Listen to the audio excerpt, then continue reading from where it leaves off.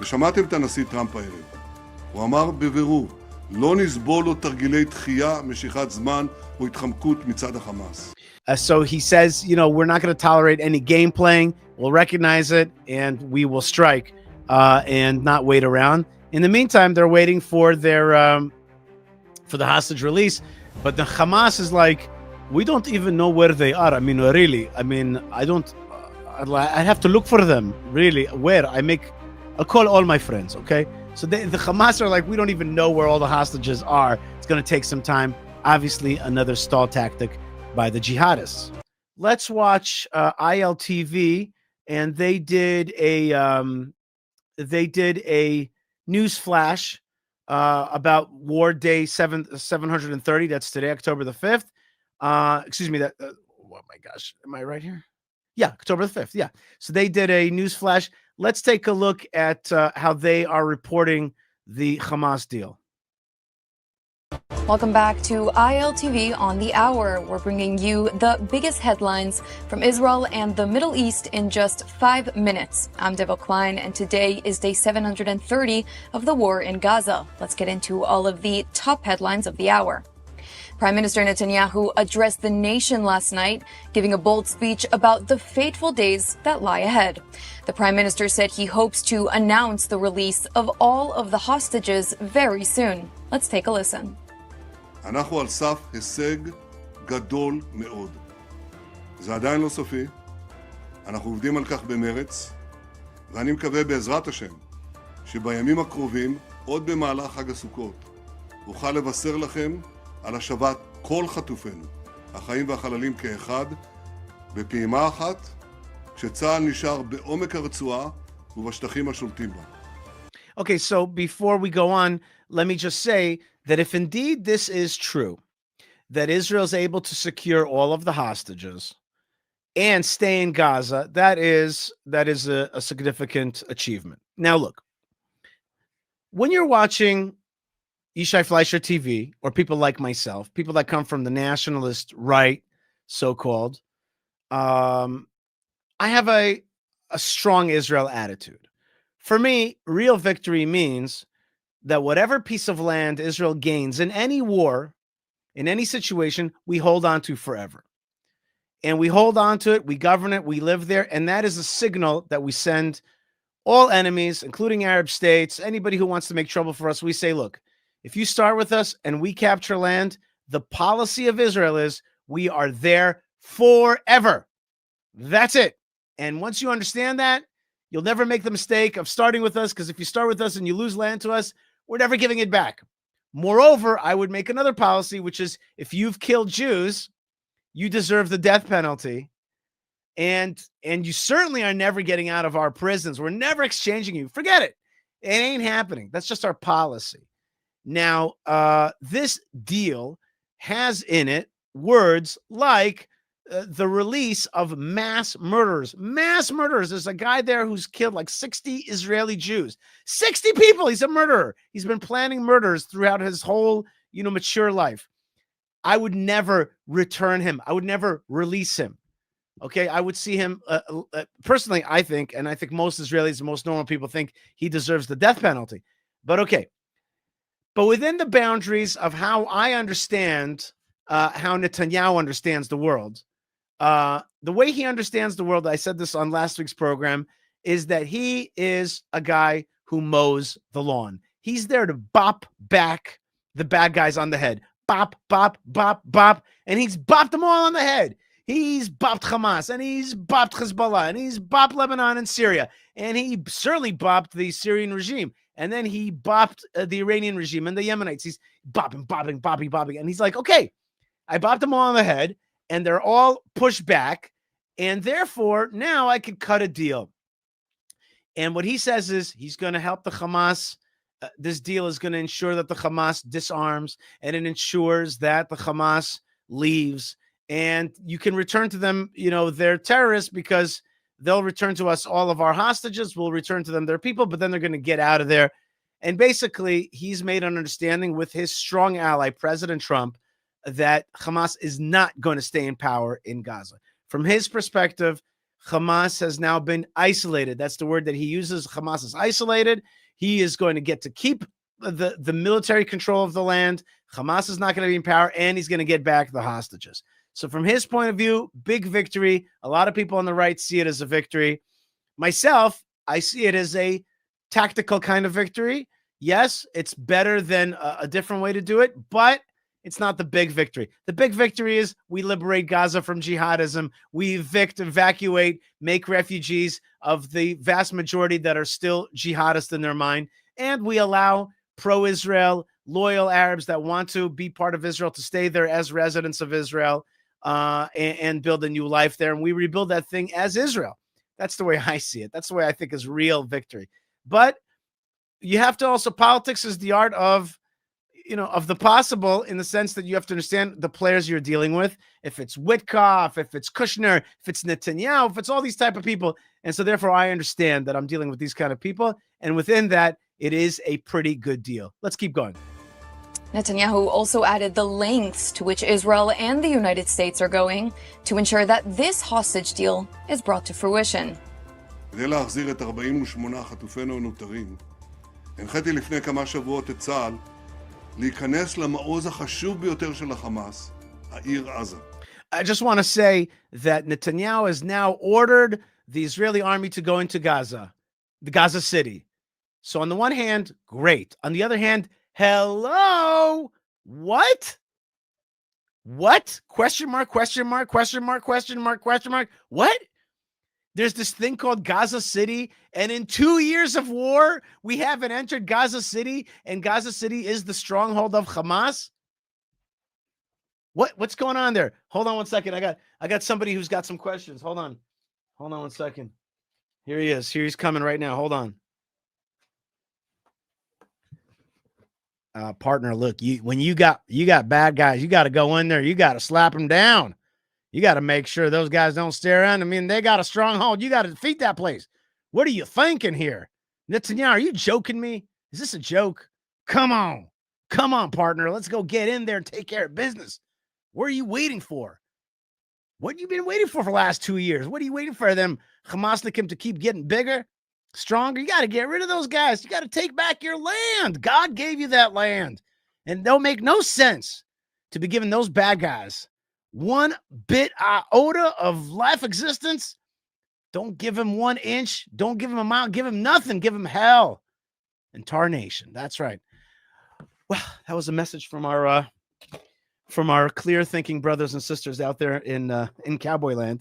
Bottom line is like, what? Are you serious? Are you serious? This is when you've given the green light to go into Gaza City? And I understand there's hostages there. I get it. But we can't run the whole war vis-a-vis these guys hostages, because these guys will take more hostages in the future. We got to destroy them. There's nobody to negotiate with. But again, that's from my to the right of Netanyahu way of thinking about things. Remember, I'm also a Russian Jew. I think, we say we have another guy here. Hold on. He's the Russian Jew. Netanyahu, what you waiting for? You have to destroy them. What you waiting for? Don't go to Gaza City. Go in there, destroy them. Don't talk. Don't make feelings. Don't talk about my hostages. I have pain. You have pain. We share pain. Forget it. Go in there, decimate them. Don't leave them this much. They're very evil. Okay? So you don't leave them. You be strong. People respect that. People respect strong Jew. Okay? People respect strong anybody. Okay? When the Russian army had 1980s terrorists in Lebanon take hostages, we sent them little pieces of their family, and then they released all the hostages. Okay, they understand the language. We speak it too. It's not Russian, it's Middle East. You understand? Anyway, bottom line is this, my friend. Bottom line is this, my good friends. First thing, let me remind you that a great way to communicate is through your super chats. Netanyahu is doing the best that he can to win, and I have no doubt that he is that he does feel that he is winning, and I think he is in some ways winning. I think in many ways he's winning, and certainly with a President Trump at the White House, he really knows how to cooperate with him. That's for sure, and with the rest of the team, people like Rubio, which really does understand who the bad guys are and who the good guys are. In any case, finally, we are striking Gaza City. Let's keep going. במקביל, תיאמתי עם הנשיא טראמפ וצוותו מהלך מדיני שהפך בן רגע את הקערה. במקום שישראל תבודד, החמאס מבודד. וכתוצאה מהלחץ הצבאי העצים שהפעלנו והלחץ המדיני, החמאס נלחץ להסכים לתוכנית שהבאנו. אני הנחיתי את צוות המשא ומתן בראשות השר דרמר לצאת למצרים כדי לסגור את הפרטים הטכניים של שחרור חטופינו. Okay, so right now, Dermer went down to Egypt. When Dermer was in Egypt land, let my hostage go. So I understand that they're negotiating with the Egyptians. The Egyptians, the most cynical of enemies in this story is Egypt. I mean, there's really there's three outside players. There's Iran, they want to nuke us. Then you got Qatar, they want to like trick us. And then you got Egypt, they just want to stonewall us, right?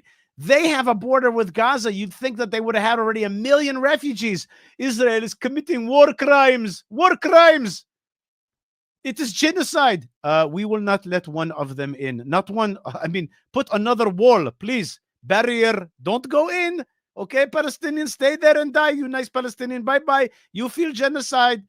Really, it's such an absurdity. Such an absurdity. They have a border with Gaza. They won't let one Arab in, right? Because all they care about is actually besmirching Israel and also weaponizing the Gazans. By the way, there is a tremendous flow of weapons, drugs, and other things that is being droned from Egyptian Sinai to Gaza. It is I heard estimates of 40 big drones a night flying over there. Why is Israel not taking care of it? I don't know yet, but it's a problem. In any case, Egypt, instead of accepting refugees, they are now building a refugee camp in Gaza. Who's let them in? I don't understand. My friend Enoch writes, super chat because of YT censorship. Mr. Enoch, I'm sorry if you're feeling any censorship. It's not on this end. The only thing that I censor, as you know, my dear friends, is missionary activity. This is an Orthodox, Jewish, Israeli show, and I don't do missionizing of any kind. This is a Jewish show, and certainly I would never want to censor you, my dear friend. Anyway, he says so thank you for your support. And Enoch writes, the goal of war is to force your opponent to surrender unconditionally. This deal is a lifeline for Hamas. I think I see it your way. But I have to tell you that there's also the other way to see it, which is Netanyahu felt that he was isolated from around the world. Now he's been able to get all the Arabs and America on his side, isolate Hamas, and basically get a carte blanche to destroy Hamas if they refuse to cooperate. So, and Netanyahu needs politically in Israel to get these hostages released. That'll be a tremendous victory for him as well. הכוונה שלנו, והכוונה של ידידינו האמריקנים, היא לתחום את המשא ומתן הזה בימים בודדים. ושמעתם את הנשיא טראמפ הערב. הוא אמר בבירור, לא נסבול לו תרגילי דחייה, משיכת זמן או התחמקות מצד החמאס. Okay, so we all know Hamas is tricky. You're never going to beat these guys in negotiations. They're like negotiating from they're negotiating in the womb when to come out. These guys are like total like negotiation is their like, Middle Eastern bread and butter. This is their hummus, so you're not going to, out negotiate the people who are merchants in the Arab shuk. It's not going to happen. So he says, we're not going to tolerate any game playing. We'll recognize it and we will strike and not wait around. In the meantime, they're waiting for their for the hostage release. But the Hamas is like, we don't even know where they are. I mean, really. I mean, I don't. I have to look for them. Really, where I'll call all my friends. Okay, So the Hamas are like, we don't even know where all the hostages are. It's going to take some time. Obviously, another stall tactic by the jihadists.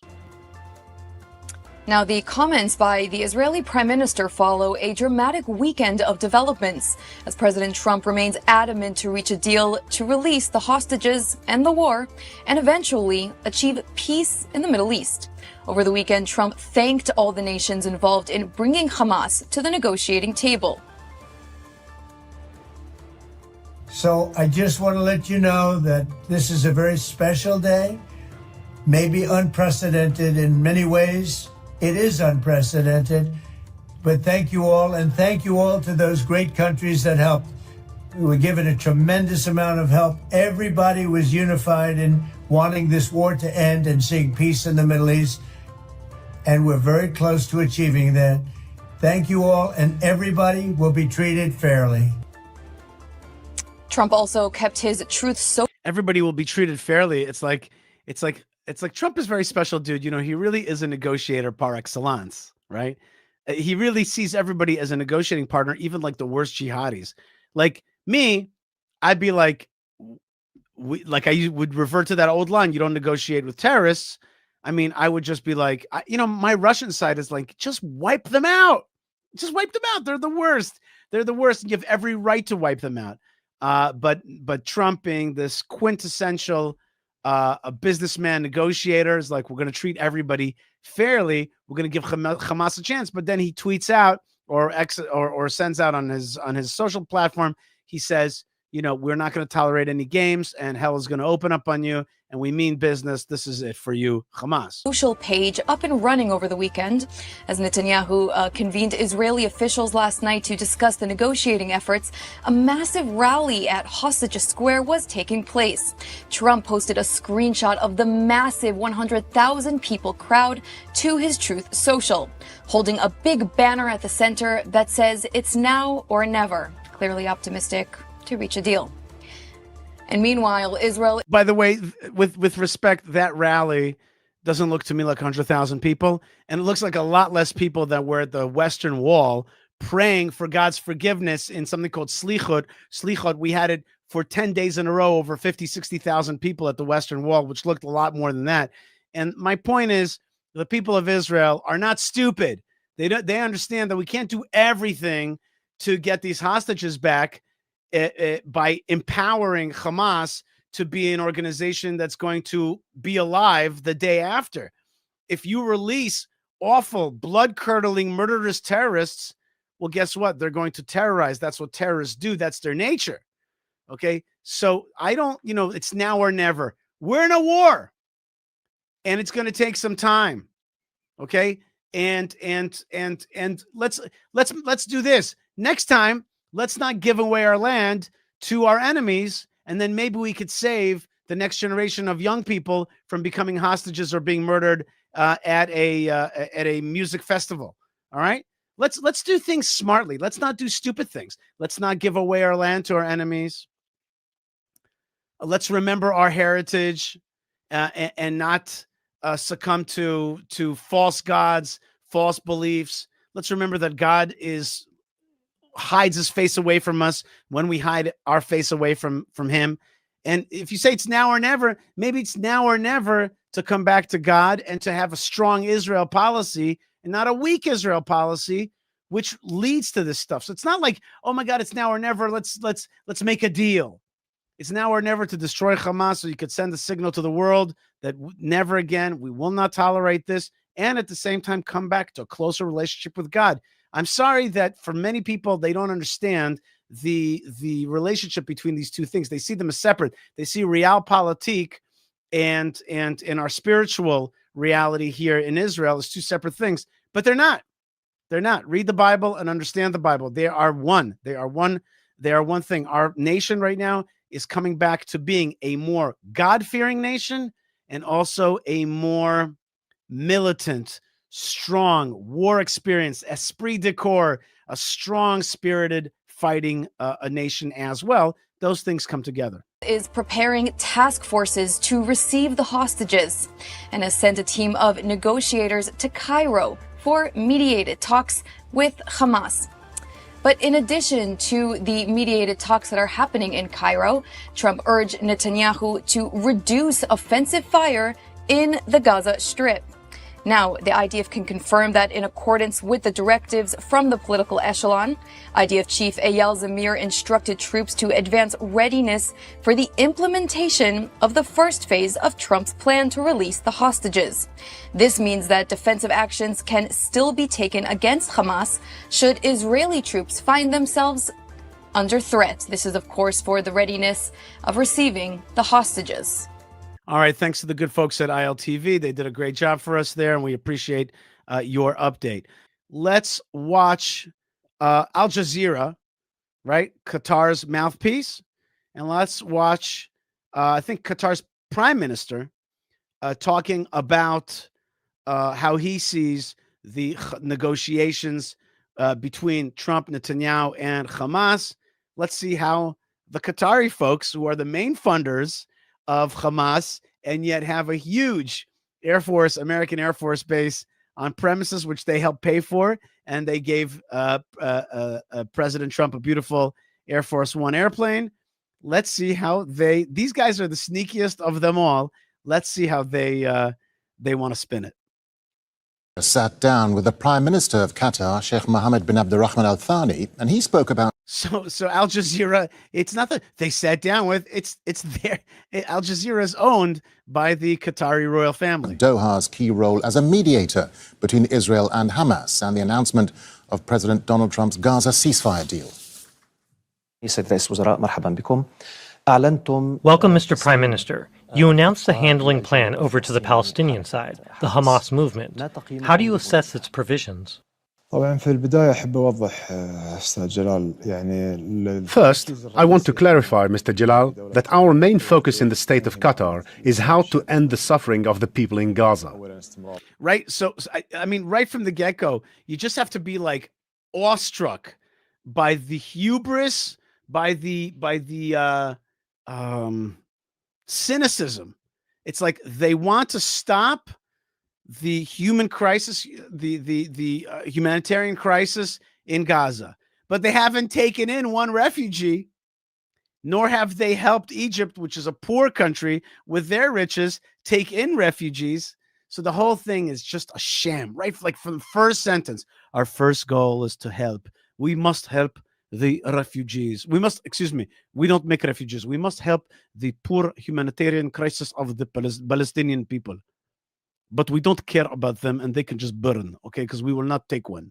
I mean, the cynicism, the raw cynicism is just unbelievable. Are we all stupid that we don't know that you haven't taken in one refugee or paid any other country or sent a boat or helped the border open with Egypt? No. So it's total just see-through cynicism. First, continuation of the war, continuation of the famine, continuation of the There is no famine. We've been feeding them. You can feed them yourselves as well. killings, continuation of displacement.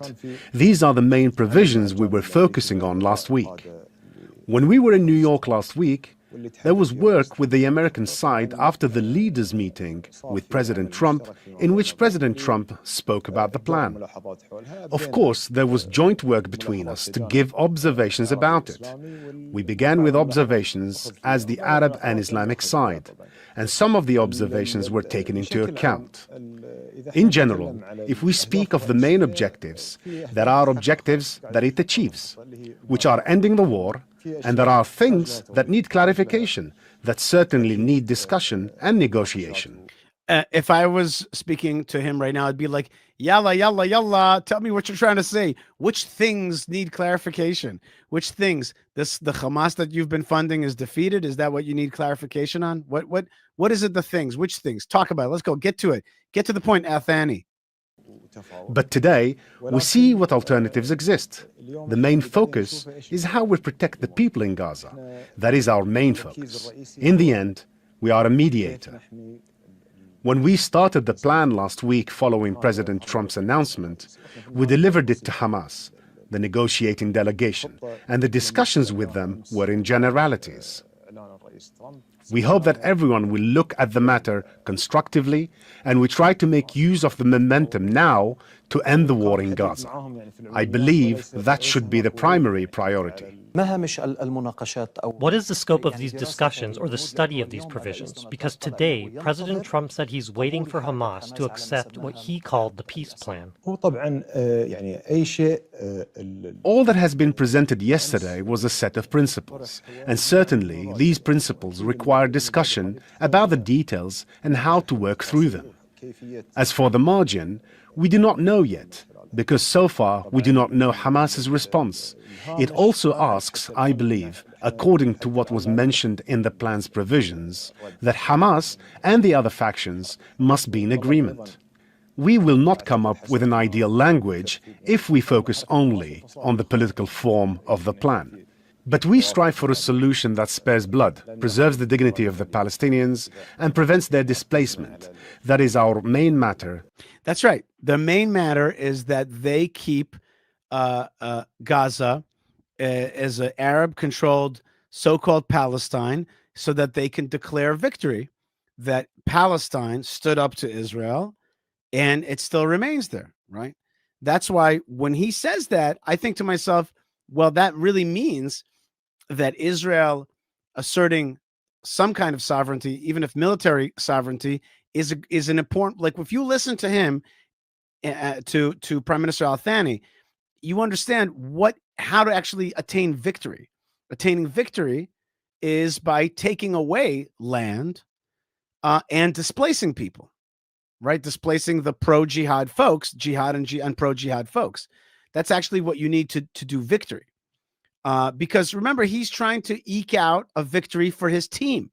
So he's telling you this is the way to get victory over us, is to displace a part, at least, of the Gazans and have Israeli control over Gaza, reverse the 2005 disengagement. Okay, that's how I understand what he's saying. I understand it in reverse, right? And he, and you could see he's a diplomat and he's talking in all kinds of ways, and he's playing it smart, and he's playing it Trump, and he's playing it Netanyahu, and he's playing it Hamas. He's playing it all those things. But in short, what he is saying to us is that victory means to exile the haters and control that land. That will hurt us. And our main focus. We, along with our brothers in the Arab Republic of Egypt, yesterday in our meeting with the movement, made clear our point of view to them. And to be honest, they dealt with us responsibly and said they would study the plan. Today, we have follow-up meetings with them that will reveal the contours of the matter. What I want to say is, in the end, the Arab and the Islamic countries, when they worked with the American side, we put all our efforts into preserving the rights of the Palestinian people to remain on their land and achieve the two-state solution.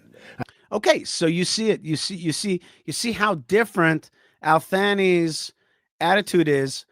Trump is like, I want to make a deal. I want there to be peace. I want the hostages released. Israel is like, we want security. We want to control parts of Gaza. We want the hostages released. We want no Hamas.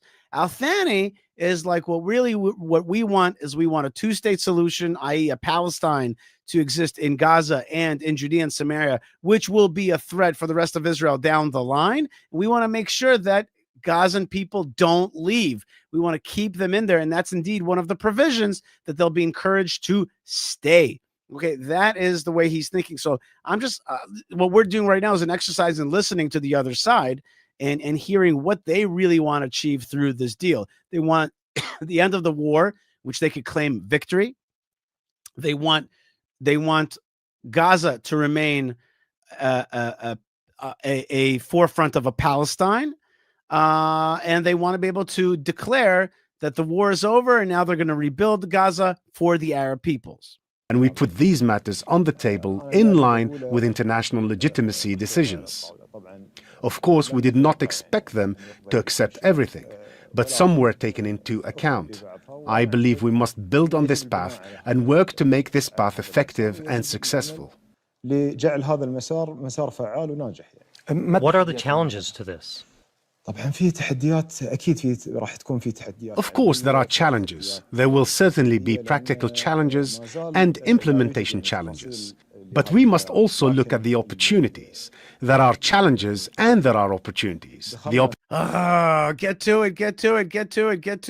This flowery Diplo language mixed with with Arab, storytelling. It's like, get to it already. What are you trying to say? Opportunity, as unified position, everyone agreed on stopping the war, preventing displacement, and full withdrawal of the Israeli army. Okay, you hear that? So he wants stopping the war, stopping displacement, and full withdrawal. You hear that? That's what he wants. He wants to be able to declare a victory for Hamas. That's really what he wants. I'm telling you, that's his team.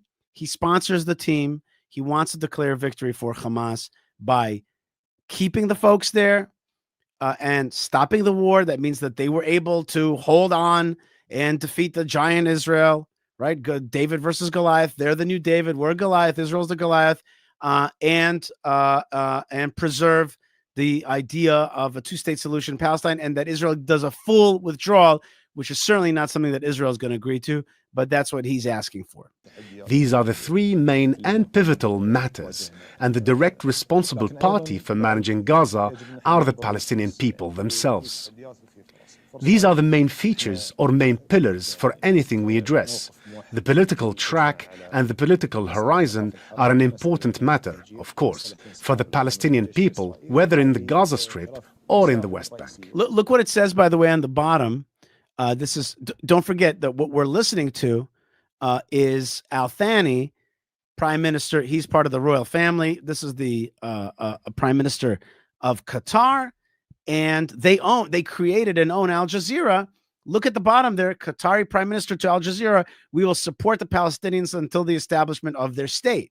So you understand the war very much continues. The Qataris are a front in that war, and they are the sponsors of Hamas. And here they are, and Al Jazeera is blaring out what they really want here.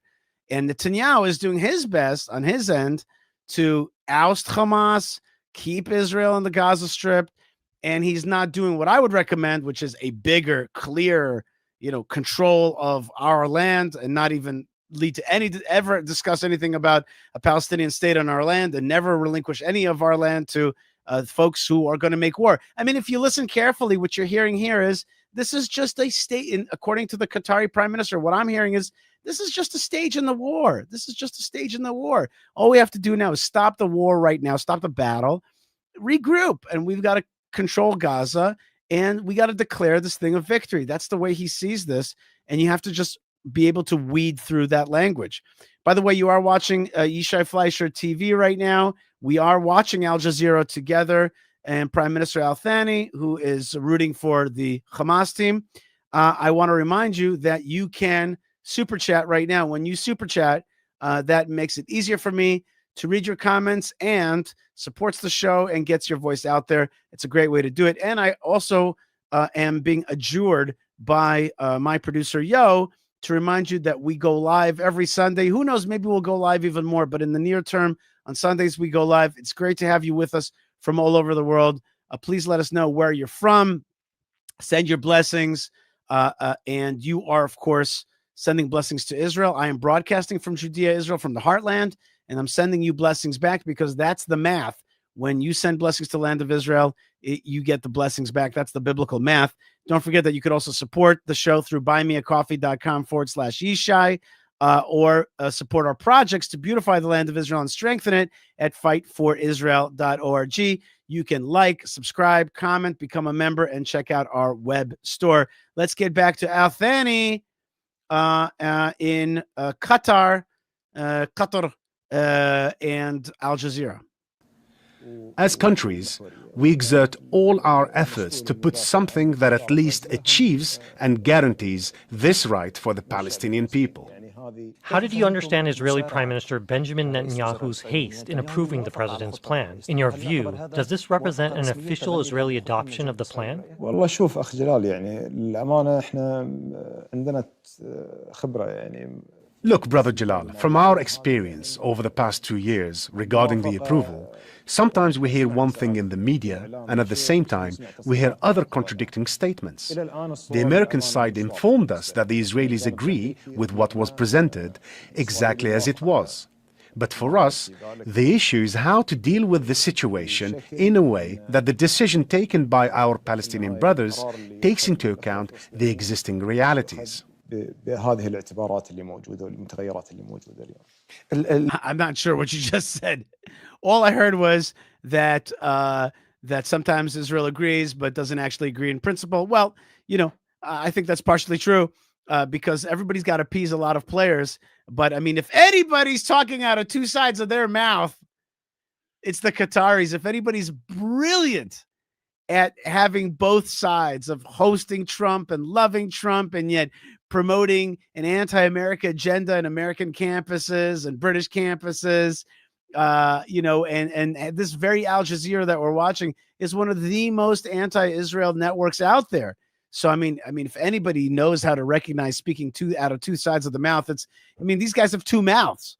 You know what I mean? They just have two mouths. I actually think I saw his mouth move to the side a little bit when he was talking about Netanyahu. Did you see that? His mouth a little bit moved to the side. It's like he was like, I'm now going to talk about it out of this side of my mouth. It's literally, like the expression, both sides of the mouth. I think I actually saw that. I visualized that. In any case, still very interesting to me how he answers these things. But I think you see, along with me, in clarity what he's striving for. Let's keep watching. Do the provisions of the plan correspond with what you said, Mr. Prime Minister? That is, ending the war and ending the suffering of the Palestinian people? Wait, once again, look at the text. Qatari PM, we have made every effort to establish a track that recognizes rights of Palestinian people. Okay, that's what they're about. I mean, on the other hand, it's like saying, duh, I mean, what do you want? These are like the representatives of the Muslim Brotherhood of Hamas. So what are you so surprised about? I'm not surprised about it. I just want to show you what they are saying so you could hear it for themselves. This is their broadcast track. This is in their language. This is out of Qatar. This is the Qatari Prime Minister. He's telling you how he sees this whole thing. The issue of ending the war is indeed clearly present in the plan. As for the matter of withdrawal, it requires further work. I believe it must be discussed in detail, and this is primarily the duty of the Palestinian side with the Israeli side. But also, as a broader supporting international community, there must be a clear and legal framework for this matter, which, of course, will be at the UN Security Council. Reconstruction is mentioned in the plan. Palestinian administration is also mentioned, but it too requires clarification, which will be discussed with the American side. This issue is not for the Israeli side. We are trying to make this path one that achieves these objectives and preserves the rights of the Palestinian people. President Trump was keen to highlight the role of Arab and Islamic countries, especially those who participated in the New York meeting, in actively shaping this plan. Will they also have a role in implementing the plan if Hamas accepts it? Yes, of course. If the Palestinian people accept this plan, then the Arab and Islamic countries will indeed have an active role. Everyone welcomes this and is willing to participate in support of the Palestinian people. Beyond that, for now, there is no issue of distributing roles among states or others. But it's not about the people, is it? It's really not about the people at all. Because we know that they don't care about the people. And we know that Arabs in general have a very weak care for their own people. Look at what happened in the 10 million displaced in the Syrian war and the awful humanitarian crimes that the Syrian regime did against the Arab peoples. Nobody cares.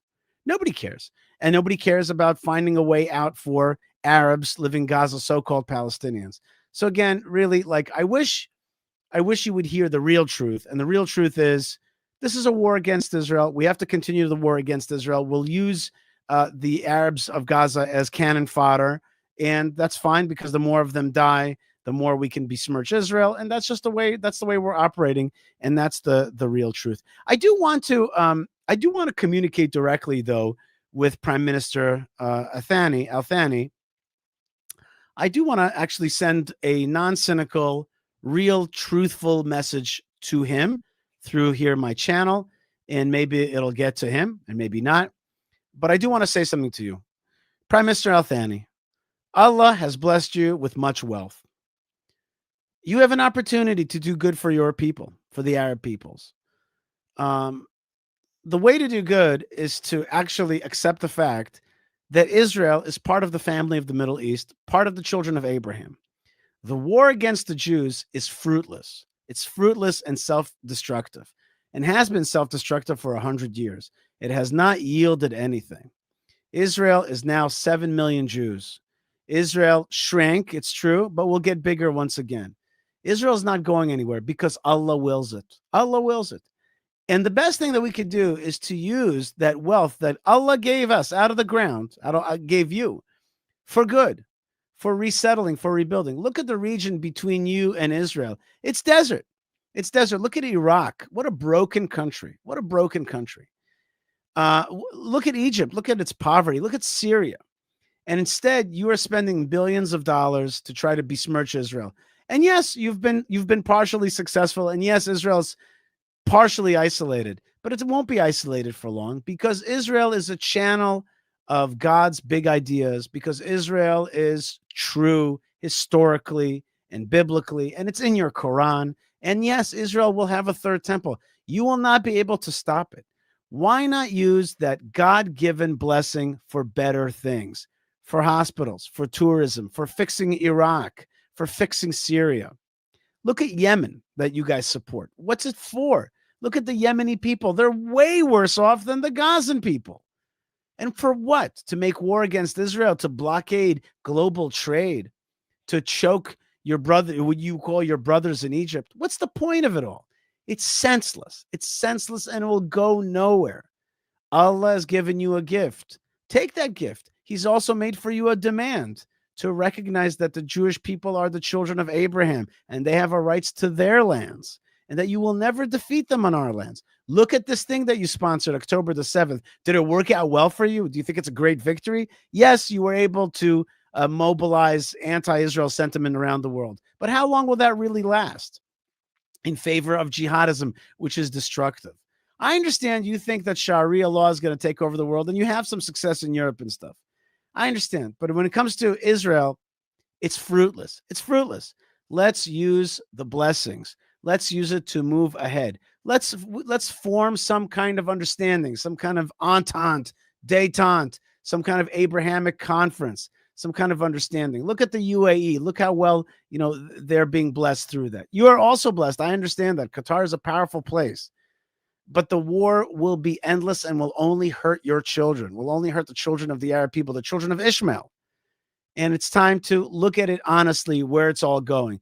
October the 7th in the end was not a victory for you. Israel has become stronger militarily, stronger spiritually, stronger grip on our land. And I tell you, stronger hold on to Judea and Samaria, what you call the West Bank. We're not letting it go. We will never let it go. And we will control Gaza, and we will resettle Gaza.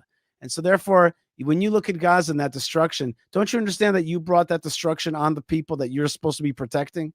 So you haven't brought them anything. You've just brought them a continuous, endless, pointless war, which is, you think of it as jihad, but really it's not the will of Allah. And so I say to you, think again, and start really caring for people. Use the opportunity that you've been given to do Allah's will, to do good in this world. Okay, Al-Thani, you had your time enough, and Al Jazeera, you had your time enough here at Yishai Fleisher TV.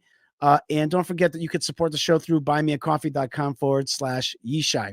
And I want to indeed finish off by sending you blessings from the land of blessings, goodness from the land of goodness, and Hashem's face from where his eyes are upon the land from the beginning of the year to the end of the year. God bless you wherever you are. Lots of love and shalom. Thanks so much.